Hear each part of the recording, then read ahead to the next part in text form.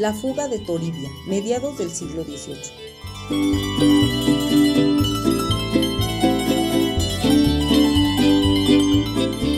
Toribia salió corriendo a la carnicería a recoger el recaudo. La cocinera le advirtió: «Ve rápido por la carne, muchacha, porque ya se te hizo tarde. No te entretengas, corre, Toribia, porque ya va a llegar el ama a comer».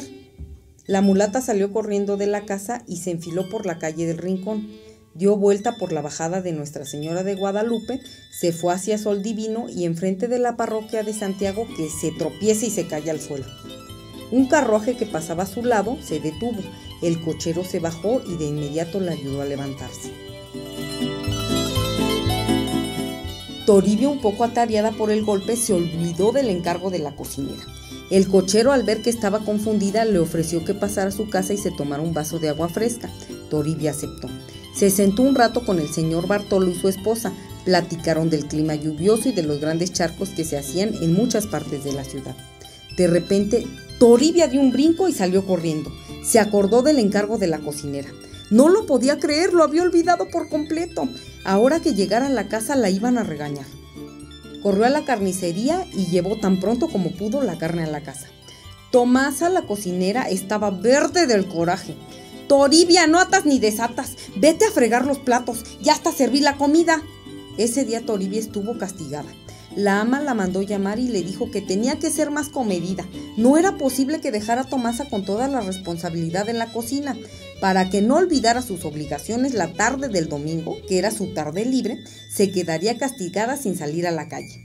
Ese domingo solo salió en la mañana a misa para acompañar a su ama. Todos los domingos se arreglaban con sus mejores ropas los esclavos de doña María y en cortejo salían a acompañar la misa. Ella cargaba la almohada de la señora para que se hincara en la iglesia. La iglesia que más le gustaba a su ama era la de San Agustín, porque era la más regia de la ciudad, pero a Toribia le gustaba la del convento grande de San Francisco. En unos pocos años la mulata se había convertido en una hermosa doncella de 16 años con enormes ojos azules. Su abuela había sido negra, de su abuelo nada se sabía, pero debió ser blanco porque su mamá era mulata. Su madre desde chica fue vendida para que acompañara a una niña española, hija de un hacendado. Esa era doña María Estrada. Toribia se crió en la hacienda junto con su mamá, pero desde que cumplió los 15 años, doña María se lo llevó a la ciudad para que le ayudara a la vieja Tomasa, que había estado enferma. La muchacha no conocía a nadie en Querétaro. El siguiente domingo que tuvo libre se encaminó a la casa del amable cochero que había conocido. Bernardo y su esposa Josefa estuvieron muy contentos con Toribia, sobre todo porque ellos no tenían hijos y ella era una agradable compañía. La invitaron para que el próximo domingo fuera de paseo a la cañada, donde había muchas huertas, incluso si hacía un buen día podía nadar en los ojos del agua. Pasó una semana y el domingo amaneció un hermoso día soleado. No se veían nubes en el cielo, así que de seguro hasta podría nadar en la cañada. Luego de levantar la mesa y limpiar la cocina, se arregló y se puso su vestido blanco de flores, confeccionado con tela de indianilla, una tela estampada muy bonita que la hacía lucir muy alegre y hermosa. Con la familia del cochero Bernardo se dirigió a la cañada. Al pasar por el barrio de San Isidro fueron a visitar a un amigo. José Antonio era un mestizo de 20 años que se había dedicado al oficio de sastre. Era muy bueno y su taller siempre tenía mucha clientela.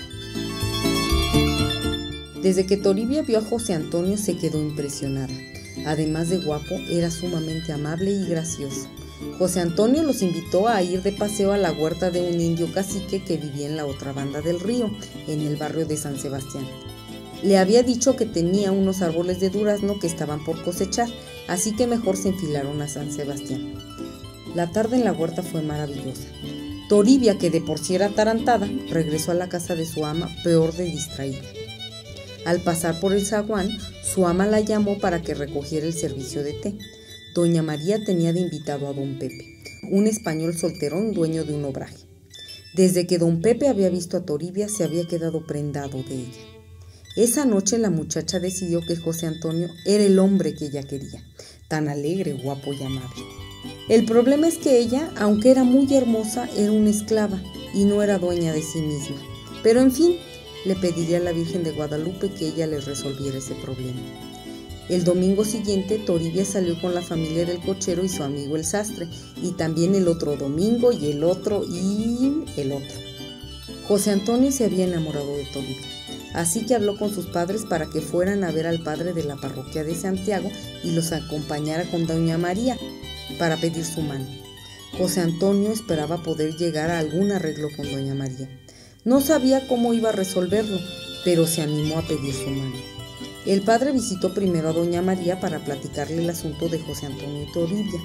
Luego que doña María escuchó al padre, le dijo que lo sentía mucho, pero que ya había negociado vender a Toribia con don Pepe. El solterón habría ofrecido una enorme cantidad de dinero por ella, y como doña María necesitaba dinero, pues en 15 días la iba a entregar. Le dijo al padre que lo sentía mucho, pero que si quería su mano se la pidiera a don Pepe. Por supuesto que don Pepe no le iba a permitir casarse con José Antonio, puesto que lo gustaba para él. El párroco habló con José Antonio y le comunicó la lamentable noticia. Le dijo que no había remedio, tenía que olvidarse de Toribia. En Querétaro había muchas muchachas bonitas libres que podía elegir. José Antonio de inmediato fue a ver a su amigo el cochero y a su esposa Josefa. El sastre les platicó que planeaba robarse a Toribia y llevársela a vivir muy lejos. La señora Josefa le dijo que se fuera a Durango, porque ella tenía parientes que lo podían ayudar a instalarse. José Antonio preparó para su viaje la herramienta necesaria para dedicarse a su oficio en Durango. Se llevó sus ahorros, su ropa y algunas pertenencias más. Todo lo que alcanzaba a entrar a su carro de mulas, además de alguna ropa que consiguió para Toribia. Dejaron el carro cargado y preparado en la casa de un amigo que vivía en Santa Catarina, en el camino de Jurica. Al día siguiente, José Antonio se fue en el caballo de su amigo el cochero a buscar a Toribia. Ya sabía que a las 5 de la tarde ella salía a esperar el carrito de la leche. Estuvo en la esquina espiando hasta que salió Toribia, le chifló y ella fue corriendo a verlo. José Antonio la subió al caballo y emprendió la carrera a Santa Catarina.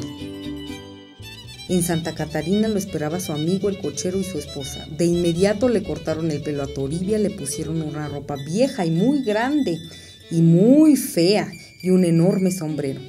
Toribia estaba feliz y le prometieron a Josefa que en cuanto llegaran a Durango se iban a casar y se iban a poner en paz con Dios. La pareja de enamorados se subió al carro de mulas y emprendió la marcha por el camino real de tierra adentro. El cochero Bernardo y su esposa Josefa se despidieron y vieron cómo el carro de mulas se alejaba.